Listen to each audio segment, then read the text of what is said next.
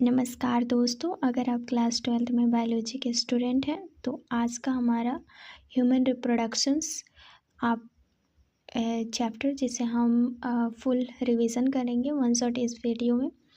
और जो आज की रिवीजन वीडियो आपके लिए बहुत इम्पोर्टेंट है।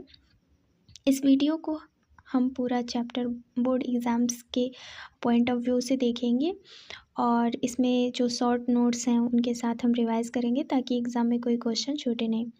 तो अंत तक बने रहिएगा और कोई भी कन्फ्यूज़न हो या फिर कोई भी डाउट हो तो आप कमेंट में ज़रूर पूछिएगा। तो चलिए हम स्टार्ट करते हैं। हमारा जो पॉइंट है वो है ह्यूमन रिप्रोडक्शन यानी कि मानव जनन। इसका परिचय क्या है? इसका परिचय बात करें तो मानव लैंगिक रूप से जनन करने वाला और सजीव प्रजक यानी जरायुज प्राणी है। जनन घटनाएं यौनारंभ के पश्चात संपन्न होती हैं। प्रमुख घटनाएं जो हैं जैसे कि गैमेट्स का फॉर्मेशन, वेरिएसेशन यानी इंसेमिनेशंस यानी निषेचन, फर्टिलाइजेशंस और अंतरोपण, संभरता यानी गेस्टेशंस और पार्टिरेशंस होता है यानी प्रसव से। नेक्स्ट पॉइंट है मानव जनन की प्रमुख घटनाएं। तो मानव जनन की जो प्रमुख घटनाएं हैं वो पहले होता है युग्मनस यानी कि युग्मक जनन यानी पुरुष में शुक्राणु, स्त्री में अंडाणु। फिर उसके बाद वेरिएसेशन यानी कि शुक्राणु का स्थानांतरण होता है। फिर निषेचन होता है यानी युग्मकों का संलयन होता है। फिर युग्मनस यानी जाइगोट का निर्माण होता है और अंतरारोपण ब्लास्टोसिस्ट का गर्भाशय से चिपकना। और उसके बाद संभरता, भ्रूणीय परिवर्धन और प्रसव शिशु का जन्म होता है। अब हम बात करते हैं नेक्स्ट हमारा पुरुष जनन तंत्र यानी मेल रिप्रोडक्शन सिस्टम। तो इसमें प्राथमिक अंग कौन कौन से हैं? वृषण। प्राथमिक अंग जो होता है मेल रिप्रोडक्शन में वो होता है वृषण, टेस्टिस। श्रेणी क्षेत्र यानी पेल्विस रीजन में स्थित होता है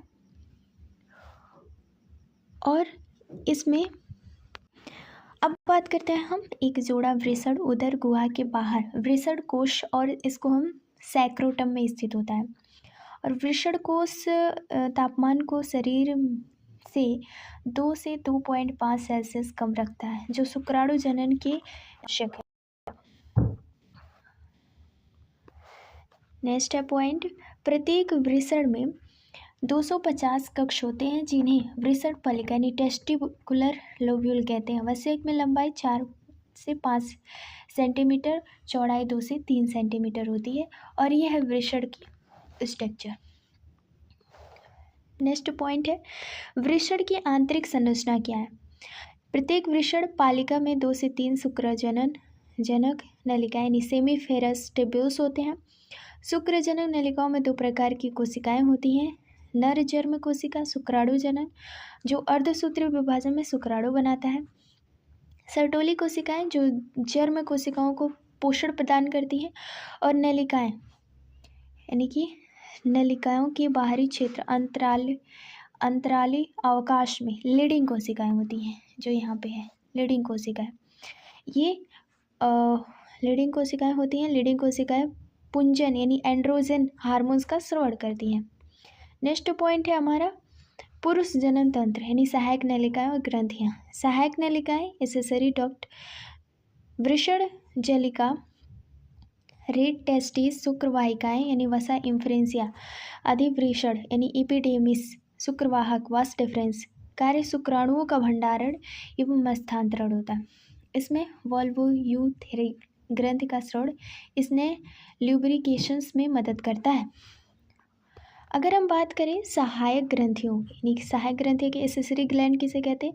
तो एक जोड़ा शुक्राशय यानी सेमी वेसिकल्स, एक प्रोटेस्ट ग्रंथि, एक जोड़ा वॉल्व यूरिथ्रल ग्रंथियाँ। इसके स्राव से शुक्रीय प्लाज्मा यानी सेमिनल प्लाज्मा बनता है जो फ्रक्टोज, कैल्शियम और एंजाइम से भरपूर होता है। अब बात करते हैं नेक्स्ट हमारा है स्त्री जनन यानी फीमेल रिप्रोडक्शन सिस्टम। इसके अंतर्गत एक जोड़ा अंडाशय यानी ओवरीज प्राथमिक लैंगिक अंग, एक जोड़ा अंडवाहिनी यानी ओविडक्ट फॉलोपियन ट्यूब्स होते हैं, एक गर्भाशय यूटरस होता है, एक योनि वेजाइना तथा बाह्य जननेंद्रिय होती है। जैसे कि ये है यूटरस का स्ट्रक्चर। ये सभी अंग एक जोड़ा स्तन ग्रंथियों के साथ संरचनात्मक व क्रियात्मक रूप से संयोजी होते हैं। अगर हम बात करें अंडाशय में स्त्री युग्मक अंडाणु और कई स्टेरॉयड हार्मोन अंडाशय हार्मोन में उत्पन्न होते हैं, जैसे कि गर्भाशय तथा अंडवाहिनी फॉलोपियन ट्यूब्स जिसे कहते हैं, लगभग 10 से 12 सेंटीमीटर होती है और ये 3 भाग होते हैं। जैसे इसमें इनफॉन्डिबुलम जिसे कीपक बोलते हैं, तुम्बिका जिसे एम्पोपुला बोलते हैं, और सर्वी यानी इस्थमस। निषेचन तुम्बिका एम्फिफुला में होता है, एम्फुला में। गर्भाशय यूट्रस सबसे, इसे बच्चेदानी भी कहते हैं। आकार उल्टी रख यानी कि नाशपाती के जैसा होता है। और गर्भाशय की भित्ति के 3 स्तर होते हैं। एक होता है पेरीमेट्रियम, परिगर्भाशय, बाहरी झिल्ली होती है। गर्भाशय पेरी स्तर यानी मायोमेट्रियम, मध्य मोटी चिकनी पेशी प्रसव के समय संकुचन करता है। और गर्भाशय स्तर यानी एंडोमेट्रियम, आंतरिक ग्रंथि स्तर जिसे आतर्व चक्र में चक्रीय परिवर्तन करता है। एंडोमेट्रियम में ही अंतःरोपण यानी इम्प्लिप्टेशंस होते हैं। नेक्स्ट पॉइंट है हमारा गैमेटोजेनेसिस, युग्म जनक। तो युग्मक जनन क्या होता है? प्राथमिक लैंगिक अंगों वृषण और अंडाशय में युग्मकों के निर्माण की प्रक्रिया है। ये 2 प्रकार की होती है। एक होता है शुक्र जनन यानी स्पर्मेटोजेनेसिस। स्पर्मेटोजेनेसिस में पुरुषों में शुक्राणुओं का निर्माण, यह प्रक्रिया यौनारंभ में शुरू होता है। अंड जनन यानी कि ओजेनेसिस, स्त्रियों में अंडाणु का निर्माण, यह प्रक्रिया भ्रूणीय अवस्था में शुरू होती है। शुक्र जनन स्पर्मेटोजेनेसिस, शुक्राणु यानी स्पर्मेटोगोनियम द्विगुणित यानी डायप्लॉइड होती है। 46 गुणसूत्र यानी क्रोमोसोम पाए जाते हैं, समसूत्री विभाजन करता है। फिर उसके बाद इसमें प्राथमिक शुक्र कोशिका यानी प्राइमरी स्पर्मेटोसाइट्स होते हैं, जिसमें प्रथम अर्धसूत्री विभाजन होता है। फिर द्वितीयक शुक्र कोशिका यानी सेकेंडरी स्पर्मेटोसाइट्स अगुणित यानी हैप्लॉइड होते हैं, 23 गुणसूत्र होते हैं, द्वितीयक अर्धसूत्री विभाजन होता है। फिर शुक्राणु प्रसव यानी स्पर्मेटिड्स, पहले क्या होगा? स्पर्मेटोगोनियम, प्राइमरी स्पर्मेटोसाइट्स, फिर सेकेंडरी स्पर्मेटोसाइट्स, फिर उसके बाद स्पर्मेटिड्स बनता है। तो स्पर्मेटिड्स के बाद आपका स्पर्मेटोजोआ यानी शुक्राणु जनन होता है। नेक्स्ट हमारा पॉइंट है शुक्राणु की संरचना। शुक्राणु की संरचना, तो शुक्राणु की संरचना है कि ये सूक्ष्मदर्शी संरचना है यानी सूक्ष्मदर्शी से देखा जाता है।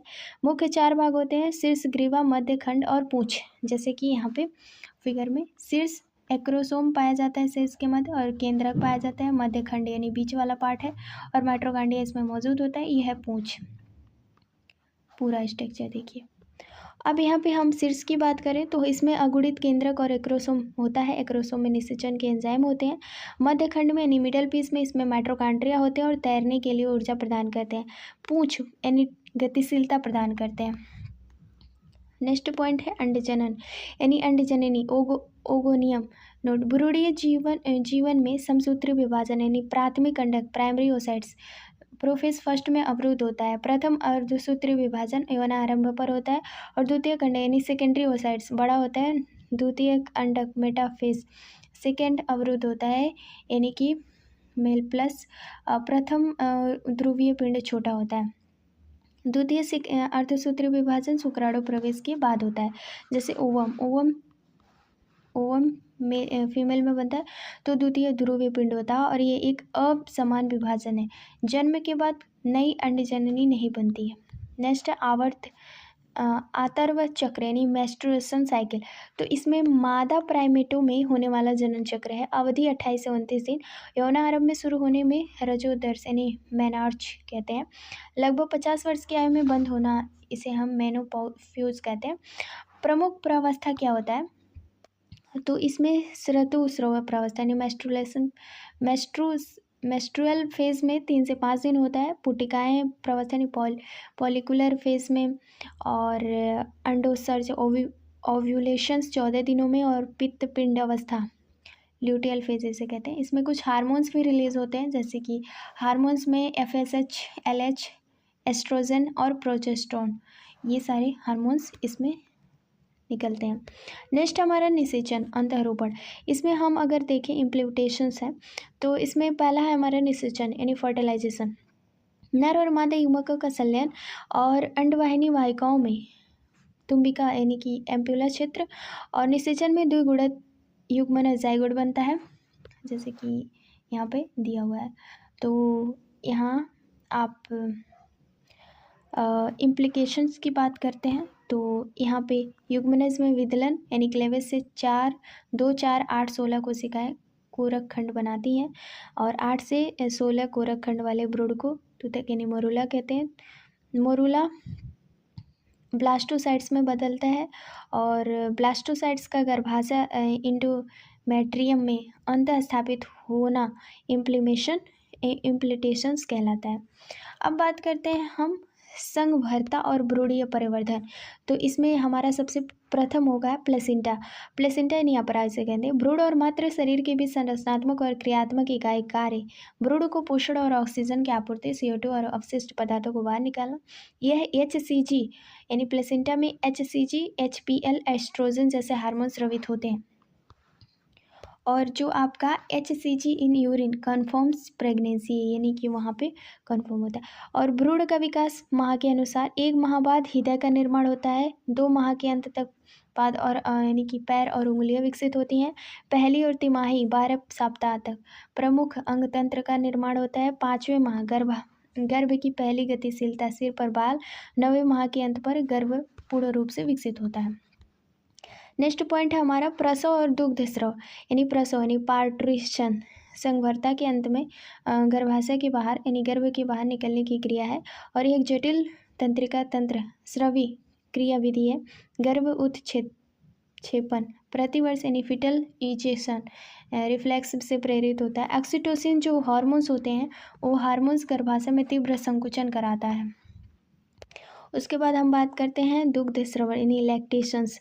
संघभरता के अंत के स्तनों में दूध संपन्न होने की प्रक्रिया है। आरंभिक दिनों का दूध यानी खीस क्लोस्ट्रम कहलाता है। खीस में प्रतिरक्षी एंटीबॉडीज होते हैं जो शिशु को प्रतिरोध क्षमता प्रदान करते हैं, तभी तो नए शिशु का जन्म होता है। Thank you for watching this videos. Thank you, give me feedback. Thank you.